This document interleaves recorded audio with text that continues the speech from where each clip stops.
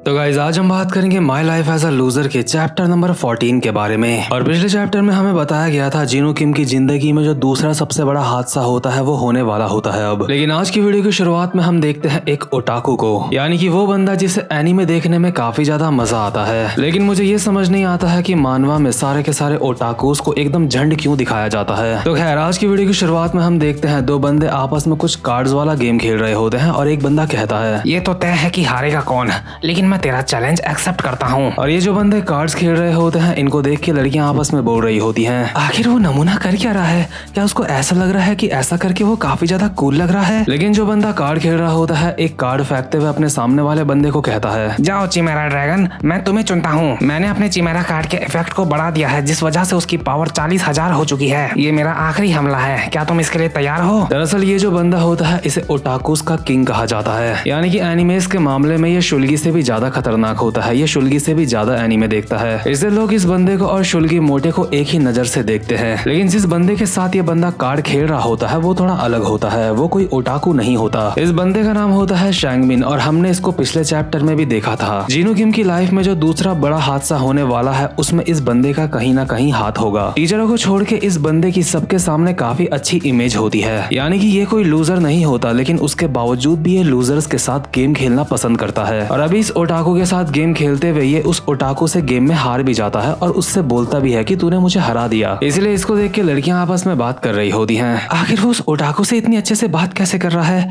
कि कहीं ऐसा तो नहीं कि उसको वो कार्ड्स गेम खेलना पसंद है काफी ज्यादा। जिस बंदे के साथ शैंगमिन कार्ड खेल रहा होता है उसका नाम होता है जिनसू। शैंगमिन प्यार से जिनसू को कहता है वो जिनसू तू पहले से काफी ज्यादा अच्छा हो चुका है। जिनसू कहता है सैंगमिन, जब तुझे स्कूल से सस्पेंड कर दिया था तो मैं इस गेम में और ज्यादा खतरनाक हो चुका हूँ। खैर वो सब तो ठीक है, आजा एक और राउंड खेलते हैं। शैंगमिन कार्ड खेलने में इतना बिजी होता है कि उसके साथ के बंदे जो उसको सिगरेट पीने के लिए बुला रहे होते हैं शैंगमिन उनके साथ भी नहीं जाता। मतलब कि ये शैंगमिन एक अलग ही तरीके का बंदा होता है जो कि लूजर्स के साथ भी काफी अच्छे से रह लेता है और नॉर्मल लोगों के साथ भी अच्छे से रह लेता है। और यही बात इसको सबसे ज्यादा अजीब बनाती है। तो खैर अभी हम देखते हैं जिनशु को वॉशरूम जाना होता है, इसलिए वो गेम छोड़ के थोड़ी सी देर के लिए वॉशरूम जाता है और उसके जाते जाते शैंगमैन उसको कहता है कि दरवाजा बंद कर दियो। और जिस वक्त शैंगमैन यहाँ क्लास के अंदर बैठा हुआ है तो बाहर से उसे फ्यूचर एंचॉल भी देख रहा है जो यहीं से गुजर रहा है। साथ ही साथ में हमें अभी एक वॉइस ओवर भी आती है। स्कूल में हमेशा एक न एक बंदा ऐसा होता है जिसे स्कूल में सारे के सारे लोग जानते हैं और वो स्कूल में सबके ही साथ काफी ज्यादा अच्छी तरीके से रहता है। और शैंगमैन भी एक उसी तरीके का बंदा है, उसे फर्क नहीं पड़ता कि उसके सामने कोई बदमाश लौंडा है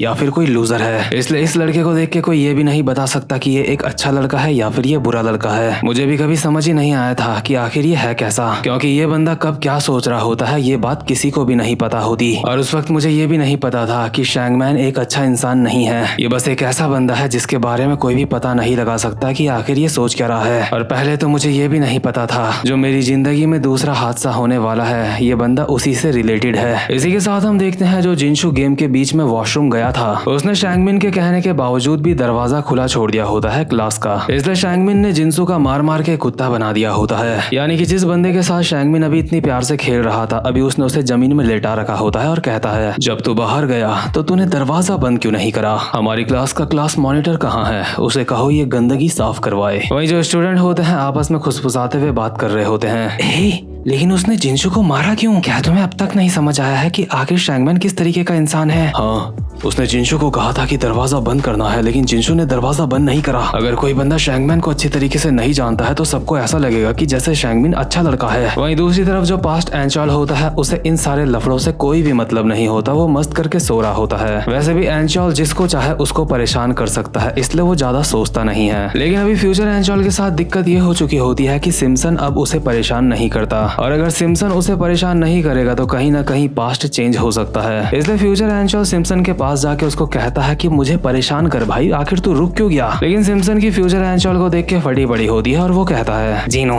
आखिर तुम क्या बोल रहे हो, मैं तुम्हें परेशान कैसे कर सकता हूँ, अब मैं सुधर चुका हूँ। साथ ही साथ में फ्यूचर एंचॉल की जिंदगी में ये भी प्रॉब्लम आ चुकी होती है कि स्कूल की लड़कियां भी अब उसे परेशान नहीं करती, क्योंकि डाबिन ने स्कूल की लड़कियों को कहा होता है कि अगर तुमने जिनो किम को परेशान करा तो मैं तुम्हारे हाथ पैर उखाड़ दूंगी। इसीलिए डर के मारे ये लड़कियां भी अब जिनो को परेशान नहीं कर रही होती हैं। इसलिए फ्यूचर एंचॉल का दिमाग खराब हो रहा होता है कि आखिर साला उसको कोई परेशान क्यों नहीं कर रहा है, अगर ऐसा ही चलता रहा तो पास्ट बदल जाएगा। इसलिए फ्यूचर एंचॉल रोते रोते कहता है, आखिर स्कूल के पुलिस को यह हक किसने दिया कि वो जब मर्जी हमें परेशान कर सकते हैं? उनको तो अभी परेशान करना चाहिए, मैं अभी परेशान होना चाहता हूँ। आखिर ये हरामजादे मुझे बुली क्यों नहीं कर रहे हैं, ये मुझे परेशान क्यों नहीं कर रहे हैं? मुझे परेशान होना है। साथ ही साथ में जो पास्ट एंचॉल होता है वो भी फ्यूचर वाले एंचॉल को अभी परेशान नहीं कर रहा होता है, क्योंकि पास्ट एंचॉल अपने कंपटीशन की तैयारी कर रहा होता है, इसलिए उसका ध्यान एक्सरसाइज पे होता है और एक्सरसाइज के लिए वो इस्तेमाल कर रहा होता है फ्यूचर एंचॉल का एक वेट की तरह। हालांकि इसको परेशान करना नहीं कहते और पास्ट एंचॉल फ्यूचर एंचॉल को कहता है, ओए ढक्कन,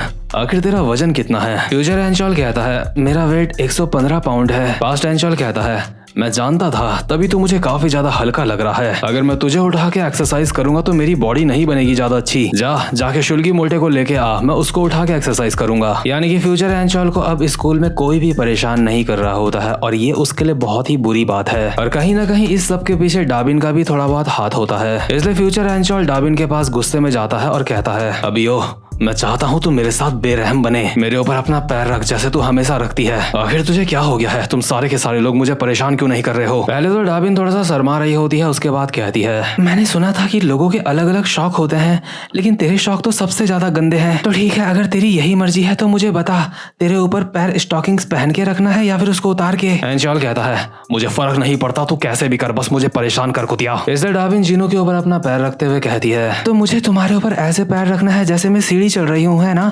मुझे वैसे ये करना ठीक से नहीं आता। तो क्या तुम अब से मुझे मास्टर कहने वाले हो? क्या तुम मेरे स्लेव बन चुके हो? एंचॉल कहता है, अरे वाह, तू तो बहुत ज्यादा एक्सपर्ट है। अबे ये सब बात है, छोड़, मुझे परेशान कर बस। लेकिन इतने में ही एंचॉल को एहसास होता है कि उसके ऊपर पैर नहीं रखा गया है, उसके ऊपर रखा गया है पिछवाड़ा। दरअसल एक मोटा अभी एंचॉल के ऊपर आके बैठ चुका होता है और एंचॉल उस मोटे को लेके किसी घोड़े की तरह भाग गया होता है और मोटा घुड़सवारी करते करते डाबिन को बोल रहा होता है, मुझे अपनी ये गाड़ी देने के लिए तुम्हारा बहुत बहुत शुक्रिया। डाबिन कहती है, चोर चोर, वो मेरी गाड़ी लेके भाग रहा है। और इस मोटे को अपनी कमरे में ले जाते हमें एंचॉल की वॉइस ओवर आती है, ये पिछवाड़ा तो जाना पहचाना लग रहा है। अरे हाँ, मैं तो इस बंदे के बारे में भूल ही गया था। ये तो वही बंदा है जो सिम्पसन के साथ हमेशा जीनू को परेशान किया करता था। इसका नाम है हांगू चा और फ्यूचर में ये इस्तेमाल करी हुई कारों का एक डीलर बनेगा। मुझे खुशी है ये परेशान करने के लिए मुझे आ चुका है। इस हरामजादे की वजह से अब मेरा पास्ट बदलेगा नहीं। और ये मोटा एंचॉल की सवारी करते करते बोल रहा होता है, जब भी मैं अपनी मॉम की कार चुराता हूँ तो वो मुझे पकड़ लेती हैं, लेकिन चलो मॉम की कार नहीं तो ये घोड़ा ही मुझे मिल गया। चलो बहुत बढ़िया है। काश एक ऐसी दुनिया होती जहाँ पे पुलिस वाले मुझे कार चुराने पे पकड़ते ना। लेकिन इस हरामजादे को परेशान करने की ड्यूटी तो सिम्पसन की थी ना। लेकिन कोई बात नहीं, अगर सिम्पसन अपनी ड्यूटीज को धिक्कार रहा है तो उसकी ड्यूटी मैं कर लूंगा। चल मेरे घोड़े, लेफ्ट टर्न ले ले। लेकिन इतने में ही सीटी बजाते हुए यहाँ पे एक लड़की आ जाती है जो कि कहती है, हांगूचा, रुक जाओ, तुम सेकंड ईयर में हो, है ना? स्कूल के बच्चों को परेशान करने के लिए और बिना लाइसेंस के गाड़ी चलाने के लिए मैं तुम्हें 15 डीमेरिट्स देती हूँ। और पार्क डाबिन, तुम स्कूल में काफी ज्यादा मेकअप करके आई हो, इसलिए तुम्हें भी 15 डीमेरिट्स मिलते हैं। और गाइस, आप समझ ही रहे होंगे, जिसको जितने ज्यादा डीमेरिट्स मिलेंगे उसके स्कूल रिकॉर्ड्स उतने ही ज्यादा खराब होंगे। और शायद ये जो लड़की है, इसे अधिकार है किसी को डीमेरिट्स देने का, क्योंकि ये लीडर है स्कूल की। इसलिए हांगू और डाबिन इस लड़की को देख के यहाँ से भाग जाते हैं, कहीं ये और डीमेरिट्स इनको ना दे दे। लेकिन फ्यूचर एंचॉल को तो ध्यान ही नहीं होता है कि आखिर ये लड़की है कौन। ये लड़की अभी जीनू किम को देख के कहती है, तुम जीनू किम हो ना? तुम भी सेकंड ईयर में हो।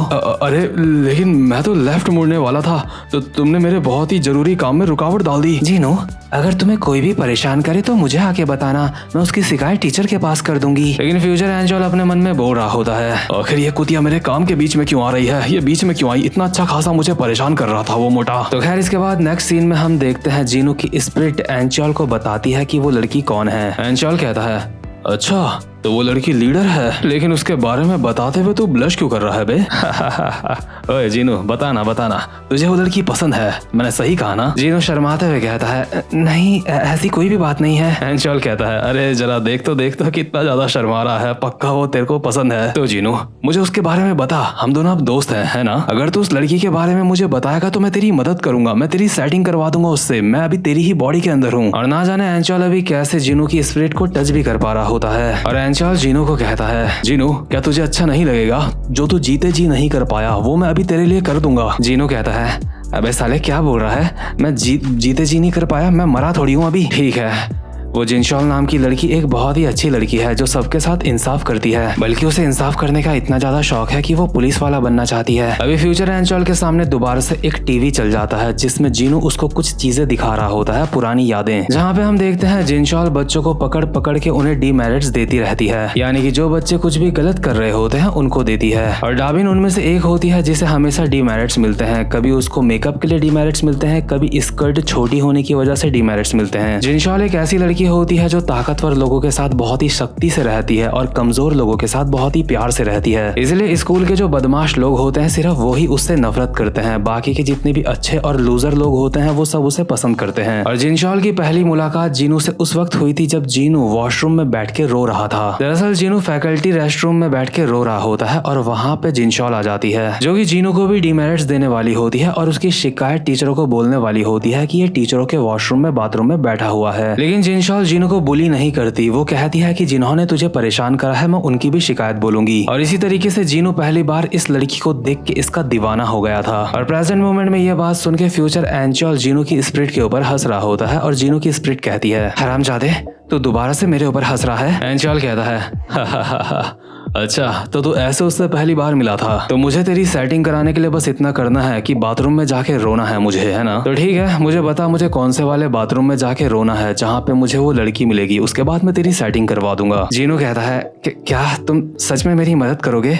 लेकिन इससे ये मत सोचना कि मैं तुम्हें माफ कर दूंगा अगर तुम मेरी मदद कर भी दोगे तो। एंचॉल एक स्माइल के साथ कहता है, अबे भाई यार मैं एक असली मर्द हूँ और जब प्यार की बात आती है मैं मजाक नहीं करता, मैं सच में तेरी सेटिंग करवा के रहूंगा। इसलिए एंचॉल भी उसी बाथरूम के अंदर चला जाता है जहाँ पे जिनशॉल पहली बार जीनू किम से मिली थी। जिनशॉल बाहर से दरवाजा खटखटाते हुए बोल रही होती है, हे दरवाजा खोलो, तुम्हें टीचर्स के रेस्टरूम में रहने का हक नहीं है, यहाँ से बाहर आओ। लेकिन एंचॉल हरामखोर हमेशा बहुत बड़ा हरामखोर ही रहेगा, वो जीनू की मदद करने के लिए यहाँ पे नहीं आया होता। हम देखते हैं जैसे ही जिनशॉल दरवाजा खोल के अपनी आंखों के सामने देखती है तो वो काफी ज्यादा हैरान हो जाती है। अंदर फ्यूचर एंचॉल बहुत सारी सिगरेट एक बार में ही पी रहा होता है। उसके शरीर में जितने भी छेद होते हैं हर छेद में उसने सिगरेट लगा रखी होती है, सिर्फ एक दो छेदों को छोड़ के। साथ ही साथ में सिम्पसन भी अधमरी हालत में बाथरूम के अंदर पड़ा हुआ होता है। और जिनशॉल की ये सब कुछ देख के हालत खराब हो जाती है, इसलिए वो जीनू किम को 500 डीमेरिट्स देती है, यानी कि फ्यूचर एंचॉल को। जीनू किम की स्पिरिट बोल रही होती है, साले हरामजादे तू तो मेरी मदद कर रहा था, आखिर तू ये क्या कर रहा है? एंचॉल हरामजादा कहता है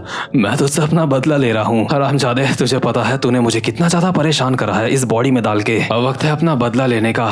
मेरे ऊपर ये शराब डाल के तुझे भी काफी ज्यादा मजा आ रहा था ना? अभी बेचारी जिनशॉल टीचर चिल्ला रही होती है और बार बार इसे कुछ ना कुछ बोले जा रही होती है, लेकिन इसको कोई फर्क नहीं पड़ता। और जीनू की स्पिरिट एंचॉल को बोल रही होती है, ओए तू मेरे साथ ऐसा नहीं कर सकता, ये मत कर। एंचॉल अभी सिम्पसन की बॉडी के ऊपर खड़ा होता है और कहता है, गधे कहीं के, मैं ऐसा कर सकता हूँ क्योंकि मैं एंचॉल जैंग हूँ, मैं वो हरामजादा हूँ जिससे सारे हरामजादे आशीर्वाद लेके जाते हैं। और सिम्पसन अपने मन में बोल रहा होता है, लगता है जीनू पागल हो गया है, वो खुद को एंचॉल बोल रहा है। इसके बाद एंचॉल एक सिगरेट जलाते हुए जीनू को कहता है, अब मुझे ध्यान से देख, मैं तेरी हालत ऐसी कर दूंगा कि जिनशॉल तुझसे बहुत नफरत करेगी। और बेचारी जिनशॉल बोल रही होती है, हे सिगरेट नीचे रखो, आखिर तुम्हारी हिम्मत कैसे हुई यहाँ पे सिगरेट पीने की? लेकिन एंचॉल ने जीनू की बॉडी में कभी भी सिगरेट नहीं पी थी और ना ही जीनू ने खुद कभी सिगरेट पी होती है, इसलिए सिगरेट का एक कस मारते ही फ्यूचर एंचॉल खांसने लगता है। और जिनशॉल जो फ्यूचर एंचॉल से बुरी तरीके से किलस चुकी होती है उसके मुंह पे पानी फेंक के मारती है और कहती है, तुम जैसे लोग जो सिगरेट पीते हो और बच्चों को परेशान करते हो सबसे ज्यादा बुरे होते हो, मैं तुम्हारी शिकायत टीचर को बताऊंगी,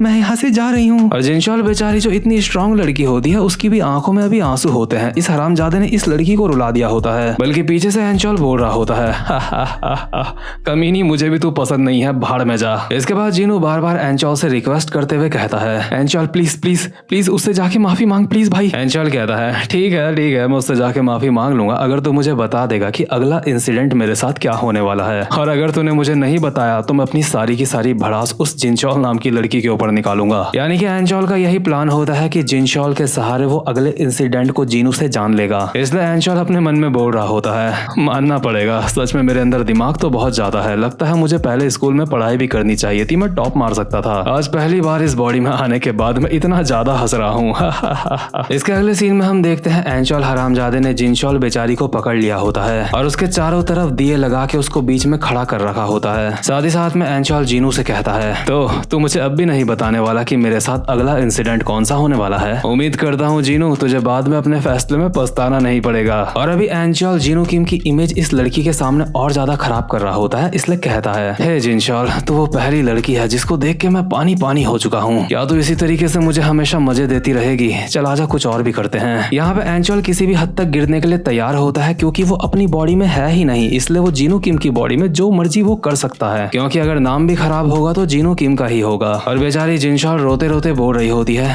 तो तुम सच में बहुत ही बुरे लड़के हो। इसी के साथ जिनशॉल रोते रोते यहाँ से दोबारा से भाग जाती है और कहती है कि मैं टीचर को तुम्हारे बारे में बताऊंगी। लेकिन इस बेशरम के ऊपर कोई भी असर नहीं पड़ रहा होता, ये अब भी हंस रहा होता है। और आप में से अगर कोई ऐसा है जो एंचॉल की तरह है, जो स्कूल में एंचॉल की तरह हरकतें करता था, वो मुझे कमेंट में जरूर बताना। जिनशॉल के यहाँ से जाने के बाद एंचॉल जीनू की स्पिरिट को कहता है, और बता तुझे कैसा लगा ये? देख, अगर तू मुझे अगले इंसिडेंट के बारे में बता देगा तो मैं जाके उससे माफी मांग लूंगा। तेरी हालत देख के ऐसा लगता है जैसे अभी तू रो रहा है। जीनू की स्पिरिट कहती है, ठीक है, मैं तुझे अगले इंसिडेंट के बारे में बताऊंगा और हाँ, तुझे उससे माफी मांगने की अब कोई जरूरत नहीं है। एंचॉल कहता है, क्या माफी मांगने की जरूरत नहीं है? लेकिन क्यों? जीनू कहता है, क्योंकि तेरे साथ जो अगला हादसा होने वाला है उसकी मेन कैरेक्टर जिनशॉल ही है। सेकंड इंसिडेंट की मेन कैरेक्टर जिनशॉल ही है जो तेरी जिंदगी खराब करने वाली है, हरामजादे। और अब मैं तुझे बताता हूँ कि सेकंड इंसिडेंट में तेरे साथ क्या होने वाला है। लेकिन इसी के साथ ये वाला चैप्टर यहीं पे खत्म होता है। उम्मीद करता हूँ कि आपको आज की वीडियो भी अच्छी लगी हो। तो खैर गाइस, अब मैं मिलता हूँ आपसे अपनी नेक्स्ट वीडियो में, तब तक के लिए गुड बाय।